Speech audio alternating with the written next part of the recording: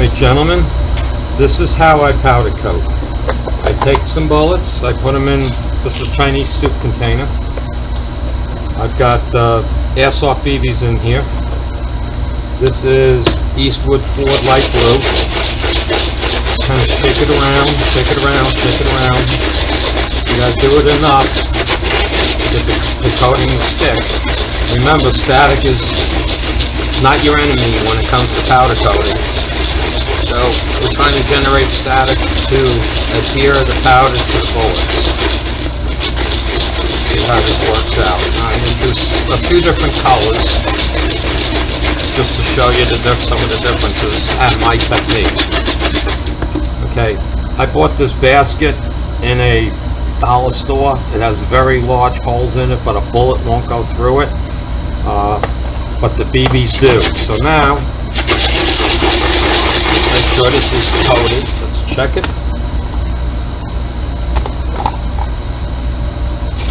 I'm not happy with this morning. Try do some more.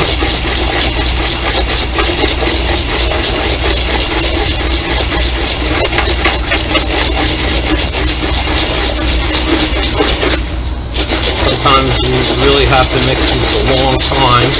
Sometimes it's only a short time. I mix it. Nice circular motions. Take a look at this. We're getting there. A little bit more. Always check to make sure it's coated well.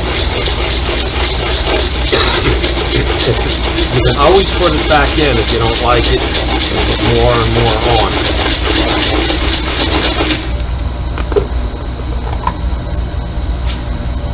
Again, I'm not liking some of them, but I pour them in here. We shake it well. Get the excess off. I'm not happy with the coating on these, but I'm not going to waste a lot of time here because it's not as critical as you think. Now, I take a bullet block. This is from a case that holds 50 bullets, and I put my bullets in nose down. And you'll see why in a little while. Now, put a little powder on your fingertips, on your rubber gloves, and put your bullets in nose down, like I said.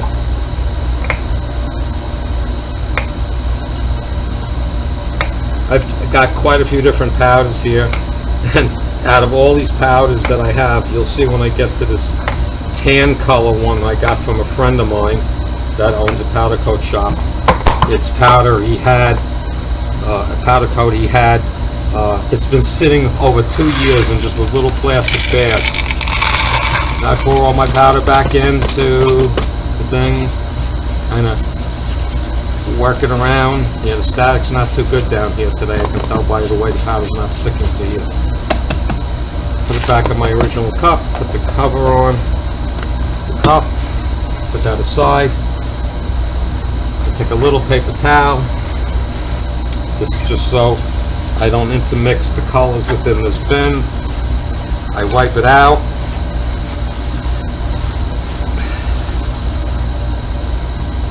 Get most of it out. I'm not too worried if I get a little bit in here left. It's not going to make a difference. I take the basket, same thing.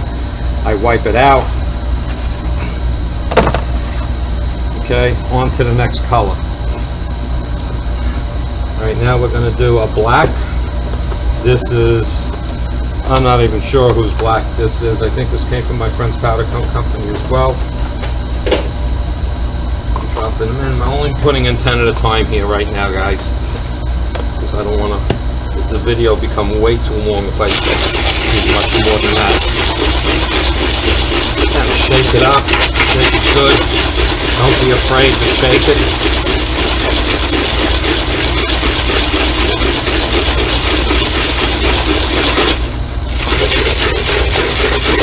I'm going to attempt doing this maybe today. I have a little Harbor Freight, like $50 little tumbler, and I've seen a few videos where people have done that for the powder coating, so I'm going to check that out, let you know my results. Okay, let's take a check. Oh yeah, these powder coated nice. These now same thing. Dump it in. I shake all the BBs out. Okay, back to the same thing here now. Take them out, nose down. You'll see why when I'm done, when I get these all powder coated. And I'm not really happy today. It's raining here, so the humidity is up. So they're not powder coating as nice as I would like. But it's not as critical as you think for full coverage. Okay, that's the black ones. Same procedure now. Take this powder, get rid of it, put it back in my tub.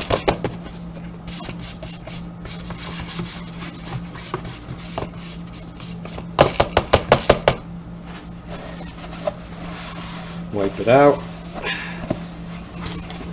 I have a garbage container down below that you don't see, so it's not like I'm throwing it on the floor or something. Okay, put that here. Same with the basket. Wipe it off, just so you're not getting the colors into the next batch. Just close this up, put this away. Okay, now this is the dreaded Harbor Freight red that everybody talks about. The red actually works pretty good. I have a few other brands of red that I want to try, but use up what you got first, I guess. Put these in. That's the same thing. Shake them up. Now I normally put in maybe, I don't know, 25-30 bullets at a time. I'm shaking it. It does get heavy. It will take its toll on your arms. At least if you're an old guy like me and have shoulder issues to start with, then it takes its toll more. And you just swirl it good. Swirling it generates static, which makes the powder coat stick to the bullets. Now, one thing I didn't do with this batch of bullets is normally I take them before they go into the powder coat. I soak them in acetone for a little while, like just to make sure there's no oils or greases on it, so the powder sticks best. And now here's your Harbor Freight red that everybody says is no good. And so far today, out of the coatings that I'm doing, this has actually got the best coverage out of all the coats that I've done so far. Again, I use the BBs in here, airsoft pellets. They help generate the static. And these are the red ones. I don't know how good that's going to come out. Okay. So now we'll put these in. Again, remember, dip your fingertips in some powder coat. It helps by it won't rub off as easy. And again, stacking these nose down into my bullet tray, my bullet case tray, I should say. Same thing.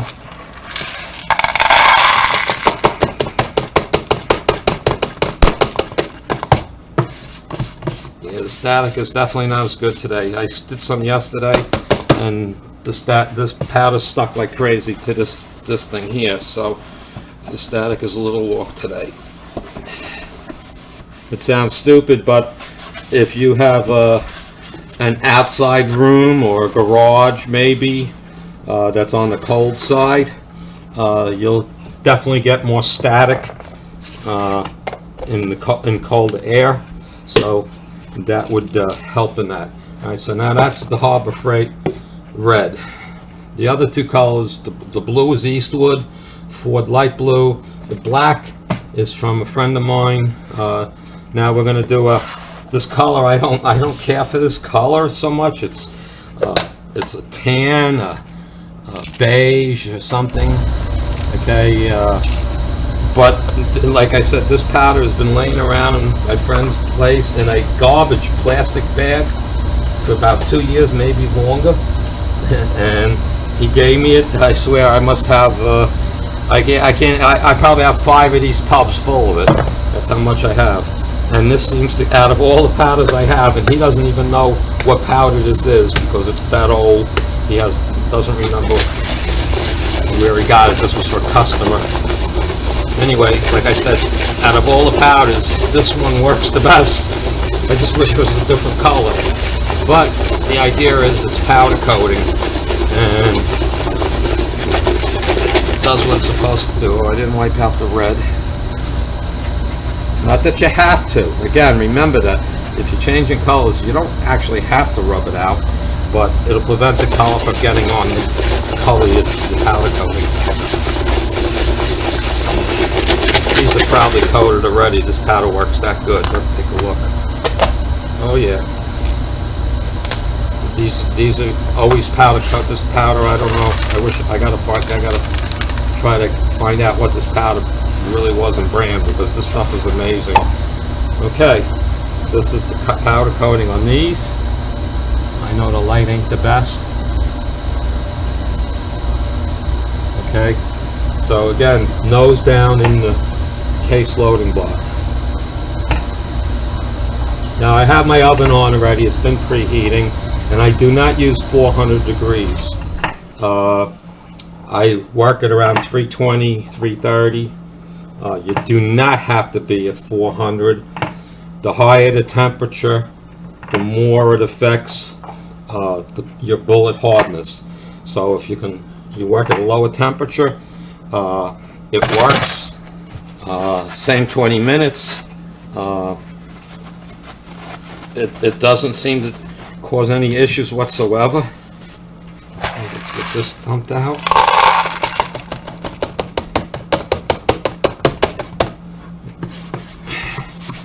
Wipe out the container, get every little bit I can get back in here. Okay, I wipe this down again. Well, it doesn't matter that I wipe it now because I'm going to be doing more today. I'm just doing a little video for you to show you my little process. Okay, this is for Bill. Hi, boy. You talk about, you have asthma and stuff. I would wear a respirator if the powder itself in the air could give you some issues. Me, I'm lucky that way. I don't have those kind of issues. All right, so now we're taking this block. I don't know if you can see the different ones in here. Okay, but I've got basically 40 rounds in here. You can see it didn't take that long. Now what I do, here's my unique way. I take these now, I put them on a cookie sheet, straight up and down. I take the pan, this is parchment paper that I have here.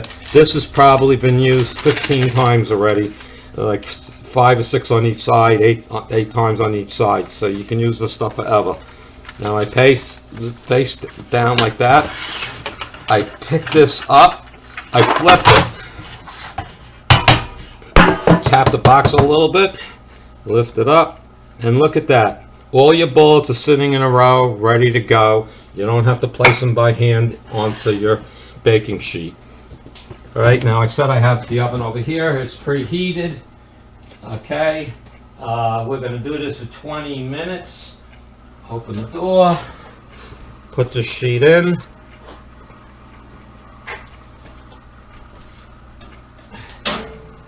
Timer is set. That'll be done in 20 minutes. Now, I will pause this video shortly and come back to it, but just to show you, I'll put them in here. There's not a lot in here, okay, but these I did yesterday. It's hard to show. I gotta get used to using these cameras. The multiple colors, you can see they all came out fine. These all need to be resized now.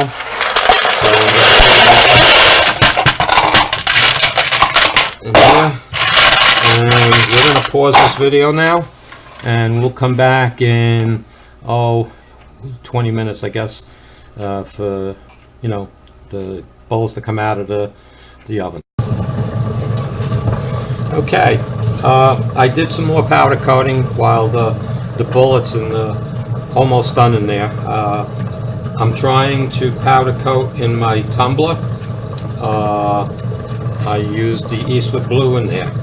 I also powder coated a bunch more in here while we were patiently waiting for the oven to finish. It's just about done. I filled up my water quench tray, and that's about it. Another couple of minutes. Now, the water quench again is important because you're applying the heat to the bullets in there, the lead, and the heat is diminishing your BHN, and we want to get that to stay as close as we had it originally if we can. They cast it at a 12 on my measuring tool. By the way, several people have asked about it. This is the Carbine measuring tool. You see there's a gauge. It's spring loaded. There's a handle here. You basically, let's see if I can show you this while I'm waiting for that to finish. You take one of your cast bullets, and you make a flat spot. Obviously these have flat spot because they're flat nose bullets. You put this in here and you just snug it up till the gauge just about moves, okay, which is now on 0, okay, and the bullet is in there, and there's markings on the handle, and you want to give it one complete revolution back to the same location, and there we go. And this is coming in at about 79, okay, and if you pull out the chart that they give you with this, 72 to 75 is an 11 BHN, so an 84 to 88 is a 13, so this is sitting at 12, okay? So we want to try to maintain that BHN if possible, but this little gauge works great. I have also mentioned to people about a pencil test. Oh, there goes the beep. I'll do this quick. This is a set of pencils that each one is marked with a different number. Those numbers correspond to a hardness chart that you can get off the internet. If you scrape your bullets with that, when the pencil can scratch the lead, you can take the number of that and you look at the chart and it'll give you a hardness. It really works well. It's very easy. Alright, let's go get those bullets out of the oven. Okay, remember this stuff is hot. Pick it up carefully, use a rag or something, and right into the gun. Okay. Ouch. Now I'm leaving my oven on because I have more to test. Okay. Now, they're quenched, and there they are. They come out really, really nice.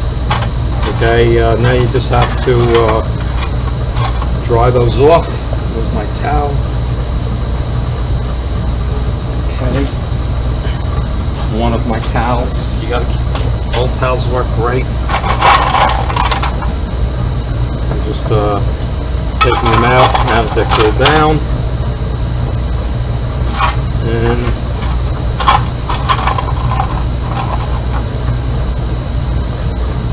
that batch is now done. Let's move this water somewhere safe.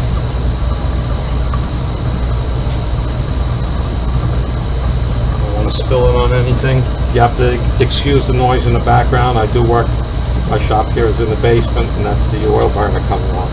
So you just dry these off, roll them around a little bit, and that's how I do my powder coating. Now, this video's on. I'm going to open up that little tumbler next to me. It's been spinning about 15 minutes now, so I'm going to open that up next, and let's see how that tumbler actually coated. Again, remember all these bullets here have to be resized to their proper size. Okay, I got it. You know, I don't go crazy here. I don't sit down when I'm in my garage where I do my lead melting and casting and pouring. I don't rush it. I just having a good time doing it. All right, let's check out this. Let's see if this works. Let's see what it did. Yeah, it's spinning about 15 minutes in here. The good old Harbor Freight. $50 tumbler. Okay. These things are always hard to open. I don't know why this one is that hard, but it makes a good seal, so that's what's important. There we go. And remember, you got powder coat in here, so don't make a mess. Okay, let's see how these coated. There's my little thing here. Get my strainer over here.